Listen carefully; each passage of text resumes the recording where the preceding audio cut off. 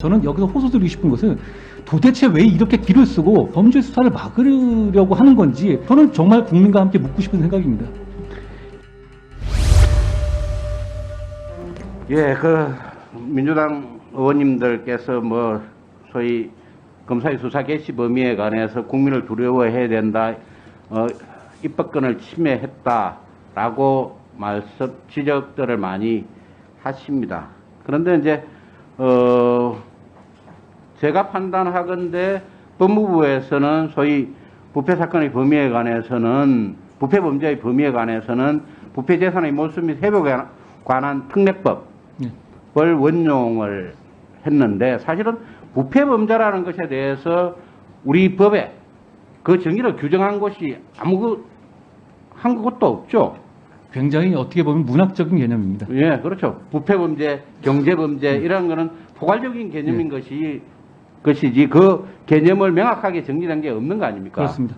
그렇기 때문에 법무부에서도 이번에 부패 범죄를 정의하면서 기존의 이 부패 재산의 몰수 및 회복에 관한 특례법에서 별표로 부패 범죄라고 규정된 부분을 원용을 했고, 그리고 사실은 거기에 공직선거법 같은 경우에 보면 중대범죄라고 할 수 있는 것들이 어떻게 보면 그런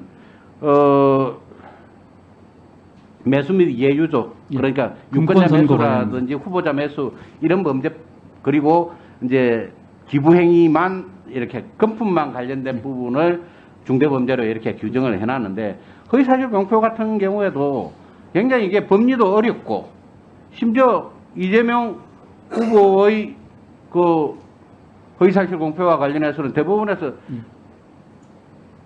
대법관들의 의견까지 다 엇갈린 상태로 판결이 확정된 거 아닙니까? 그렇습니다. 예, 그처럼 이 허위사실 공표는 굉장히 중대한 범죄라고 할 수 있는데, 결국은 부패 범죄의 유형에 들어가지 않는다 해서 그런 것들을 다 중대범죄에 포함시키지 않았기 때문에 우리 검찰의 수사 역량이 현재의 직접 수사 개시 범위가 현재히 줄어들었다라는 데 대해서는 법을 조금이라도 아는 법조인이라면 다들 검찰 수사권의 축소에 대해서 지금 동의를 하고 있는 입장 아닙니까? 일단 경찰은 수사 범위 제한이 아예 없습니다. 그러니까 어느 길을 가다가 어떤 범죄를 만났을 때 수사할 수 있는 것이죠. 그런데 검찰은 기본적으로 수사를 제한한다는 규정 자체를 손발을 묶고 시작하는 거기 때문에 그 제한이 바뀐 것은 아니고, 그렇기 때문에 이 시행령으로 지금 이 법률이 시행됐었을 때 국민의 피해를 최소화한다는 노력은 맞지만 이거 가지고 모든 게 해결되는 것도 아닙니다. 지금 현재 시행되고 있는 형사소송법, 그리고 검찰청법에 따른 소위 검경수사권 조정으로 인해서 가장 큰 피해자는 누구라고 생각합니까? 저는 국민이라고 생각합니다. 사건이 핑퐁돼서 수사가 지연되고 있고, 아까 그리고 최강욱 의원님도 말씀하셨지만 명백하게 증발이 많습니다. 왜냐하면 통계적으로 마약 수사가 확 줄고 있고요, 조폭 수사가 확 줄어들고 있습니다. 무고수 인지가 확 줄어들고 있습니다. 그 피해는 결국은 서민들이고 국민들이라고 봅니다. 저는 여기서 호소드리고 싶은 것은 도대체 왜 이렇게 길을 쓰고 범죄 수사를 막으려고 하는 건지 저는 정말 국민과 함께 묻고 싶은 생각입니다.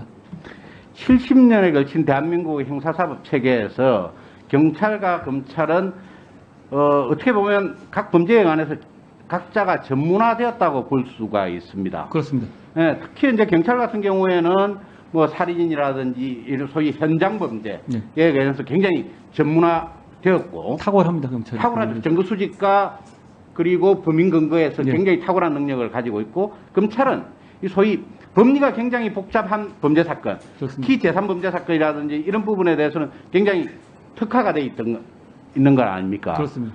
그런데 어느 날 갑자기 문재인 정부 들어서 민주당이 검찰의 수사권은 제한해버리고 경찰은 무한정으로 수사할 수 있는, 검찰의 수사지휘권까지 박탈해서 무한정으로 수사할 수 있는 그런 길을 열어준 거 아닙니까?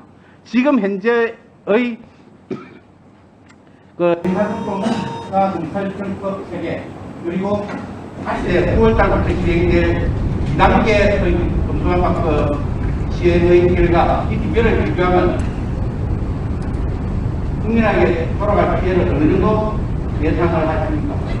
좀 외람되지만 제가 장관 되고 난 다음부터 제가 한 적은 없습니다만 그 이전에 범죄의 피해자가 되거나 해서 고소고발을 꽤 했었습니다.